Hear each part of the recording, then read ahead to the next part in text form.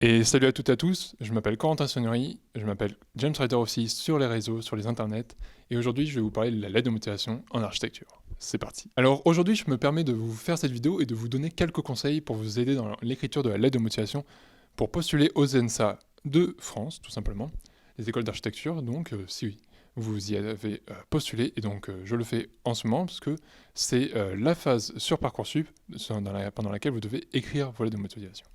Donc j'ai un peu cette... je me permets en fait de faire cette vidéo parce que j'ai l'expérience de 2 ans et demi en école d'architecture, donc j'ai pu y rentrer, et par ailleurs j'ai pu travailler au service communication de l'ENSA Toulouse, donc l'école d'archi de Toulouse, et donc j'ai pu organiser les JPO, et donc à travers toutes ces expériences, je vais pouvoir vous donner mes conseils, mes recos, et ce qu'il faut faire ou ne pas faire. Alors tout d'abord, si vous avez pu réaliser la première phase de Parcoursup et y mettre parmi vos vœux les écoles d'archi, vous avez bien fait parce que ce sont des études formidables qui vont vous apporter beaucoup dans la vie et qui vont surtout vous ouvrir de nombreuses portes.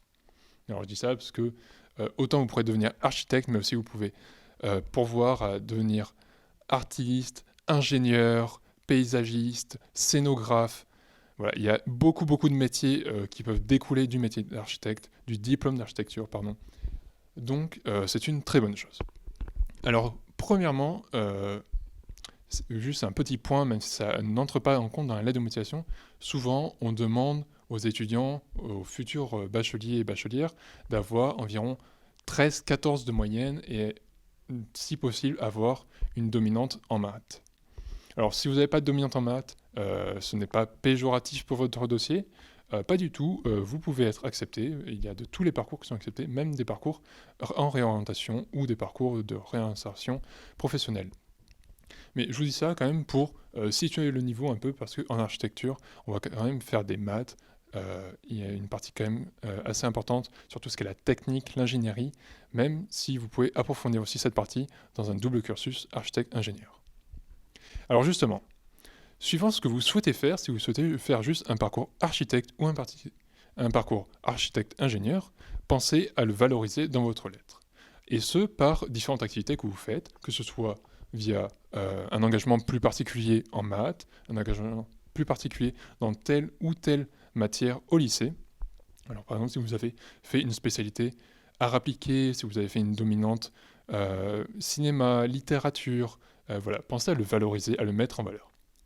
Une chose aussi importante, c'est parler de vous, et c'est ça c'est surtout qui va vous démarquer de tous les autres candidats.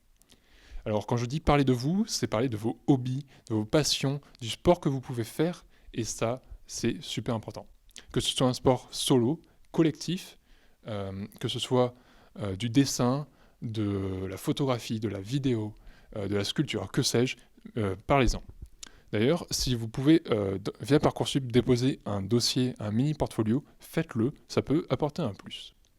Sachant que cette année, au vu de la Covid, euh, les entretiens ne se feront peut-être pas en présentiel. S'ils se font en distanciel, vous pourrez présenter par exemple un portfolio. Ça vous aidera du coup à argumenter aussi votre propos. Mais concernant la lettre de motivation, pensez à le notifier, ça va être super intéressant. De plus, si vous êtes engagé dans des associations, si vous avez un attrait assez prononcé, par exemple pour l'écologie, pour la défense des animaux, vous voyez, pour des causes qui vous sont assez chères, pensez à le faire valoir. Ça peut toujours être intéressant, voilà, pour vous démarquer, pour montrer que vous avez un profil particulier.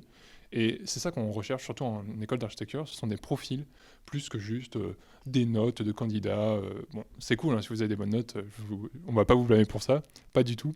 Mais voilà, ce qui est intéressant, c'est vraiment si vous avez un parcours pas forcément atypique, mais un parcours qui ressort. Donc voilà, si vous êtes un sportif, un artiste, ou après, même si vous n'êtes ni l'un ni l'autre, si vous êtes juste bon ou bonne au lycée, c'est bien. Mais du coup, voilà. Pensez à argumenter vos propos, à les développer. Vous avez normalement genre 10 000 caractères ou un peu plus, donc vraiment, faites-vous plaisir sur vos lettres de motivation. Essayez d'être aussi de dire pourquoi vous voulez aller dans telle ou telle école, parce que c'est aussi ça que les écoles recherchent. Elles veulent des candidats intéressés et pas juste des candidats qui font des lettres généralistes. Donc voilà, pensez à être vraiment percutant un peu dans vos lettres et dire alors moi j'aimerais aller là parce que par exemple j'ai participé aux portes ouvertes, qu'elles soient présentielles ou virtuelles, j'ai pu parler à différents professeurs, à différents étudiants, étudiantes. Voilà, j'ai appris ça, je me suis renseigné. Par exemple, j'ai pu faire une prépa en architecture. Voilà, tous ces éléments vont être bénéfiques pour votre candidature et je vous invite à les mettre dans votre lettre de motivation. Voilà, c'était tout pour cette vidéo. Merci de l'avoir regardée. Je m'appelle Corentin Seigneury. Vous pouvez me suivre sur les réseaux sociaux, Corentin SGN, ou sur mon réseau d'architecture Archibulition. Tout sera dans la description. On se dit à une prochaine vidéo. C'était James Rider. Salut!